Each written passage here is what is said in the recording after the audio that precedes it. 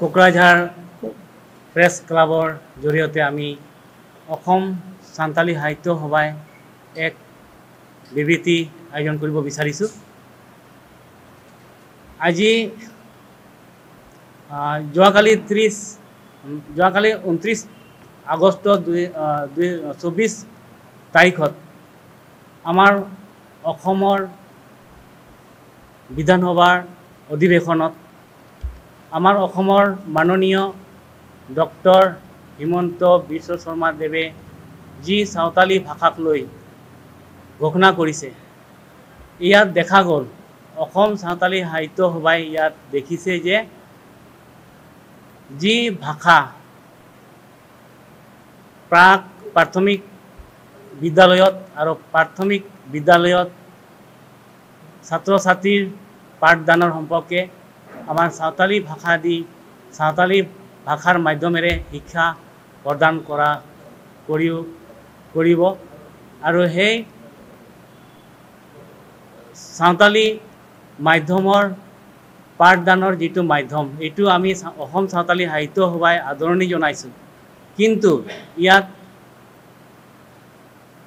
৭৫ বছৰৰ পৰা আমাৰ সাঁওতালী যিটো প্ৰাথমিক আৰু প্ৰাথমিক বিদ্যালয়ত যি পাঠদান চলি আছে, ইয়াৰ লিপিটো আমি ৰোমান সাদৃশ্য সাঁওতালী আখৰেৰে আমি পাঠদান কৰি আহিছোঁ। আৰু ইতিমধ্যে আমাৰ হাইস্কুলত ল'ৰা ছোৱালীবিলাকে সেই ৰোমান লিপিৰে পাঠদান কৰি আহিছে বা শিক্ষা লাভ কৰি আহিছে। আৰু ইয়াত আমাৰ ৰোমান লিপিৰে মেট্ৰিক পৰীক্ষা দি উত্তীৰ্ণ হৈ আহিছে। সেই গতিকে আমি আমাৰ যি অসমৰ মুখ্যমন্ত্ৰী দেৱে ঘোষণা কৰা অলচিকি লিপিটো আমি বিৰোধিতা কৰিছোঁ। আৰু আমি এই সংবাদ মাধ্যমৰ জৰিয়তে আমি হিমন্ত বিশ্ব শৰ্মা ডাঙৰীয়াক আমি ক'ব খুজিছোঁ যে অতি শীঘ্ৰে এই অলচিকি লিপিটো যেন প্ৰত্যাহাৰ কৰে আৰু আমাৰ অসম সাঁওতালী সাহিত্য সভাৰ লগত অতি শীঘ্ৰে যেন এটা বৈঠক আয়োজন কৰে। আৰু আজি এই যিটো সংবাদ মাধ্যমেৰে আমি এই আমাৰ অসম সাঁওতালী সাহিত্য সভাই আশাবাদী যেন পৰৱৰ্তী কালতো আমাৰ দাবীক লৈ আমাৰ অসমৰ মুখ্যমন্ত্ৰীয়ে মন কাণ দিয়ে যেন। আজি আয়োজন কৰা আমাৰ কোকৰাঝাৰ প্ৰেছ ক্লাবত যোৱা 29 আগষ্ট 2024 তাৰিখত শৰৎকালীন অধিৱেশনত যিটো আমাৰ অসমৰ সন্মানীয় মুখ্যমন্ত্ৰী ডক্টৰ হিমন্ত বিশ্ব শৰ্মাই অষ্টম অনুসূচীত অন্তৰ্ভুক্ত হোৱা বিভিন্ন ভাষাৰ বিষয়ে উল্লেখ কৰিছে। আৰু ইয়াতে আমি দেখিবলৈ পাইছোঁ যে সাঁওতালী ভাষা ইয়াত ঠাই পাইছে আৰু ঘোষণা কৰিছে যে সাঁওতালী ভাষাক প্ৰাথমিক পৰ্যায়ৰ পৰা প্ৰাথমিক পৰ্যায়লৈকে নিজৰ মাতৃভাষাৰে শিক্ষাদান কৰিব। সেইখিনি আমি আদৰণি জনাইছোঁ। কিন্তু আমাৰ মাজত এটা কথা আহি পৰিছে যে আমি কেতিয়াও নেদেখা নুশুনা এটা আখৰ আমাৰ জাতিটোক জাপি দিয়াটো অতিকৈ দুৰ্ভাগ্যজনক আৰু জাতিটোৰ কাৰণে ক্ষতিকাৰক। সেয়ে আমি চিন্তা কৰিছোঁ যে সন্মানীয় মুখ্যমন্ত্ৰী দেৱক আমি আহ্বান জনাইছোঁ যাতে অতি শীঘ্ৰে এই গ্ৰহণ কৰা প্ৰস্তাৱটো উঠাই লয় আৰু সাঁওতালী সাহিত্য সভাৰ লগত অতি শীঘ্ৰে বহাৰ বাবে আয়োজন কৰে।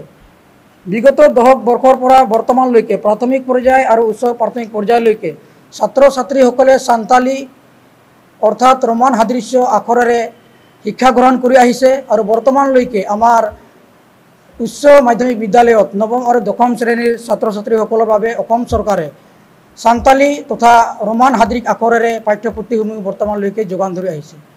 তথাপিও চৰকাৰে আমাৰ মাজত তেনেকুৱা চক্ৰান্তমূলক কাম কাজ কৰাটো আমি মুঠেও পচন্দ কৰা নাই। অতি শীঘ্ৰে প্ৰত্যাহাৰ কৰক, অন্যথায় আমি ইয়াৰ বিকল্প ব্যৱস্থা ল'বলৈ আমি সাজু হৈ আছোঁ। আমি যোৱাকালি এখন টিভি নিউজ আকাৰে আমি অসম বিধানসভাত মুখ্যমন্ত্ৰী সান্তালী মিডিয়াম বিষয়ত উত্থাপন কৰা কথাটো আমি আদৰণি জনাইছোঁ। কিন্তু আমি আজিলৈকে গভৰ্ণমেণ্টে আমাক অসম সাহিত্য সভা লগত কোনো কনচেণ্ট নোলোৱাকৈ তেওঁ নিজেববীয়াকৈ সিদ্ধান্ত লোৱাটো আমি দুখ প্ৰকাশ কৰিছোঁ। গতিকে অসম চৰকাৰে যিটো যোৱাকালি অধিৱেশনত তেওঁ লিপি কথা কৈছে, এই লিপিটো আমি বিৰোধী কৰিছোঁ আৰু সেই প্ৰস্তাৱটো তেওঁ উঠাই ল'ব লাগে বুলি আমি দাবী জনাইছোঁ অসম চৰকাৰক। কাৰণ আমি অলৰেডি 2006 চনত অসম গভৰ্ণমেণ্টৰ পৰা এখন অৰ্ডাৰ লৈ আমি BTCত LP ছেকশ্যনত 2006ৰ পৰাই শিক্ষাদান কৰি আহিছে। টিচাৰবিলাকৰ প্ৰায় BTC শিক্ষাদান কৰি থকা LP টিচাৰ হৈছে 279 জন আৰু ME ছেকশ্যনৰ শিক্ষক হৈছে 26 জন, হাইস্কুলৰ টিচাৰ হৈছে 44 জন। ইহঁতে 2006ৰ পৰা শিক্ষাদান কৰি আহিছে ৰোমান স্ক্ৰিপ্টত আৰু সেই মৰ্মে আমি স্ক্ৰিপ্ট তেওঁ আমাক জাপি দিয়াটো আমি মানি নলওঁ। কাৰণ অলৰেডি আমাৰ BTC গভৰ্ণমেণ্টে ফাইনেন্সিয়েল এছিষ্টেঞ্চটো 2014ৰ পৰা দি আছে, লগতে আমাৰ বুক পাব্লিছৰ ব্যৱস্থাটো আমাৰ BTC গভৰ্ণমেণ্টে কৰি দি থৈছে আৰু প্ৰত্যেক বছৰে তেওঁ বুকটো পাব্লিছ কৰি আছে। 9-10ৰ কিতাপ অসম চৰকাৰে পাব্লিছ কৰি আছে আৰু আমি গভৰ্ণমেণ্টৰ অৰ্ডাৰ লৈহে আমি কাম কৰি আছোঁ। তাৰ উপৰিও হঠকাৰী সিদ্ধান্তটো আমি মানি ল'ব নোৱাৰোঁ। গতিকে আমি অসম চৰকাৰক দাবী জনাইছোঁ যে অতি শীঘ্ৰে যোৱাকালি অধিৱেশনত উত্থাপন কৰা বিলখন উঠাই ল'বলৈ কাৰণে আমি দাবী জনাইছোঁ।